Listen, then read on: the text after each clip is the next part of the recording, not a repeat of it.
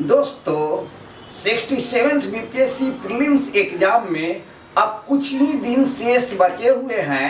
शेष दिनों में आपको कुछ भी नए पढ़ने की आवश्यकता नहीं है।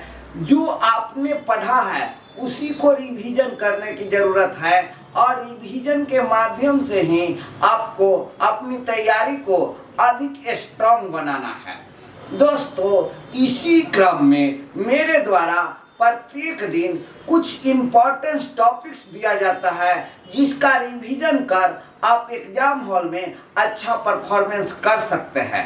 आज का जो हिस्ट्री का टॉपिक्स है वह मुगल साम्राज्य है।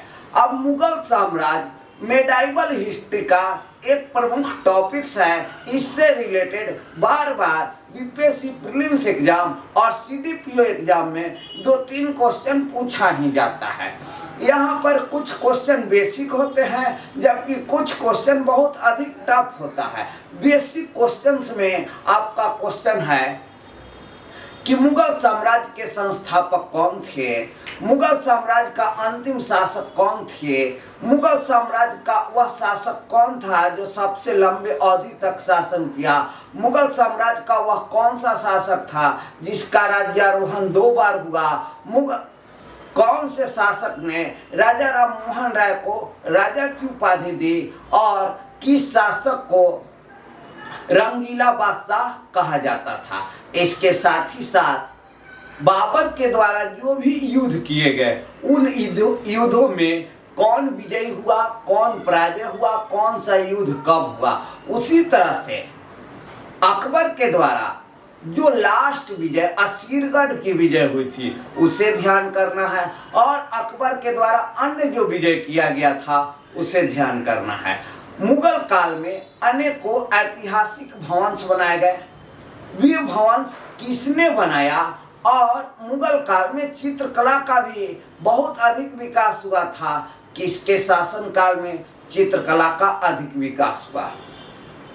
और इसके साथ ही साथ मुगल काल के जितने शासक हैं वे सभी शासक का आपको डिटेल्स इंफॉर्मेशन याद करना होगा और मुगल कालीन शासन व्यवस्था के प्रशासनिक व्यवस्था क्या क्या था उसे आपको याद करने की आवश्यकता है। दोस्तों किसी भी गाइड्स में मुगल साम्राज्य से रिलेटेड 10-15 पेज होता है। उस पेज को अगर आप सही रूप से पढ़ ले और उसको आप रिवीजन कर ले तो एग्जाम हॉल में जो भी 2-3 क्वेश्चन होगा उसे आप सोल्व कर देंगे। दोस्तों आज का जो ज्योग्राफी का चैप्टर्स है वह सेंसस ऑफ इंडिया है। सेंसस ऑफ इंडिया ज्योग्राफी का एक बहुत अधिक महत्वपूर्ण चैप्टर है प्रीलिम्स एग्जाम के लिए। यहाँ पर सेंसस से रिलेटेड जो भी डाटा है उसे आपको मगअप करने की आवश्यकता है।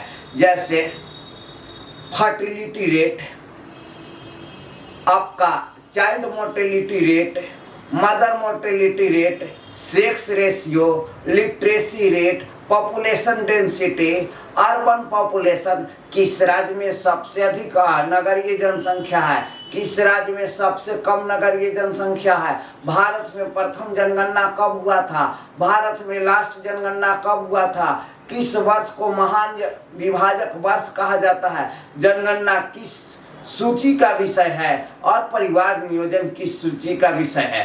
साथ ही साथ केंद्र शासित प्रदेशों के जनगणना से भी रिलेटेड जो भी फैक्ट्स है उसे आपको याद कर जाना चाहिए। यहाँ पर धर्म आधारित और SC ST का भी फैक्ट आपको याद होना चाहिए। जैसे पिछले बार क्वेश्चन पूछा था प्रतिशत के दृष्टिकोण से किस राज्य में सबसे अधिक आदिवासी या शेड्यूल्ड ट्राइब्स की संख्या है, प्रतिशत के दृष्टिकोण से पूछा था तो उस तरह के फैक्टर भी आपको याद होना चाहिए। दोस्तों आज का जो पॉलिटिकल साइंस का टॉपिक्स है वह टॉपिक्स है प्रीएम्बल और अटॉर्नी जनरल फॉर इंडिया। अब प्रीएम्बल से तो ऑब्जेक्टिव क्वेश्चन बहुत कम बनता है। जैसे कौन सा संविधान संशोधन के द्वारा प्रीएम्बल में संशोधन किया गया और उस संशोधन के माध्यम से प्रीएम्बल में कौन कौन से शब्द जोड़े गए। इसके बाद यह क्वेश्चन बहुत अधिक फेमस है कि कौन सा केस में सुप्रीम कोर्ट ने यह कहा कि प्रस्तावना संविधान का भाग नहीं है और किस केस में कहा कि प्रस्तावना संविधान का भाग है। तो बेरुबारीवाद में सुप्रीम कोर्ट के द्वारा कहा गया कि preamble is not a part of Indian constitution, but Kesavananda भारतीवाद में सुप्रीम कोर्ट के द्वारा यह कहा गया कि preamble is a part of Indian constitution. तो इस तरह का जो भी क्या महत्वपूर्ण केस है, यहाँ एसआर मुंबई वाद और LIC वाद भी बहुत अधिक प्रसिद्ध है। तो इन केसों के साथ ही आपको प्रस्तावना का जो भी वन लाइनर इंफॉर्मेशन है उसे देखने की आवश्यकता है। साथ ही अटॉर्नी जनरल ऑफ इंडिया, तो अटॉर्नी जनरल ऑफ इंडिया बनने के लिए क्या योग्यता है, इसका क्या अधिकार एवं कार्य है, इसका कार्यकाल कितने वर्षों का होता है, इससे रिलेटेड जो भी आर्टिकल्स है वे सभी आर्टिकल्स, और वर्तमान में भारत का अटॉर्नी जनरल ऑफ इंडिया कौन है। तो इतना आपको अटॉर्नी जनरल ऑफ इंडिया से इंफॉर्मेशन देख कर जाना चाहिए। अटॉर्नी जनरल ऑफ इंडिया से क्वेश्चन बार बार UPSC में भी पूछा जाता है। दोस्तों, आज का जो मेरा इकोनॉमिक्स का टॉपिक्स है वह टैक्स सिस्टम है। अब टैक्स सिस्टम से बार बार क्वेश्चन पूछा जाता है कि निम्न में से कौन कौन सा डायरेक्ट टैक्स है, कौन कौन इनडायरेक्ट टैक्स है। उसके बाद केंद्र सरकार को सबसे अधिक कौन सा टैक्स से धन की प्राप्ति अधिक होती है, सबसे अधिक कौन से टैक्स से धन की प्राप्ति होती है। उसी तरह से राज्य सरकार के भी कौन से टैक्स से सबसे अधिक धन की प्राप्ति होती है। उसके साथ ही साथ GST से रिलेटेड जो भी प्रोविजंस है उन सभी प्रोविजंस को भी आपको देखने की आवश्यकता है। और टैक्स से सुधार से संबंधित जो भी कमेटियां बना है वे सभी कमेटियां आपको देख कर जाने की जरूरत है। विशेषकर चलैया समिति BPSC में पूछा भी जा चुका है। तो इस तरह से, और उसके बाद कौन सा केंद्र सरकार का टैक्स है और कौन सा टैक्स राज्य सरकार लगाता है, राज्य सरकार कौन कौन सा टैक्स लगाता है और केंद्र सरकार कौन कौन सा टैक्स लगाता है। साथ ही केंद्र राज्य संबंध में टैक्स से रिलेटेड जो भी आर्टिकल्स है वे सभी आर्टिकल्स को भी आपको पढ़ कर जाना चाहिए। दोस्तों, आज का जो साइंस का टॉपिक्स है वह इंट्रोडक्शन ऑफ केमिस्ट्री है। 65th BPSC प्रीलिम्स एग्जाम में क्वेश्चन पूछा गया था, who is the father of chemistry. ये तो एक बहुत बेसिक क्वेश्चन था। उसी तरह की केमिस्ट्री से बेसिक क्वेश्चन पूछा जाता है, जैसे पदार्थ की कितनी अवस्थाएं होती है।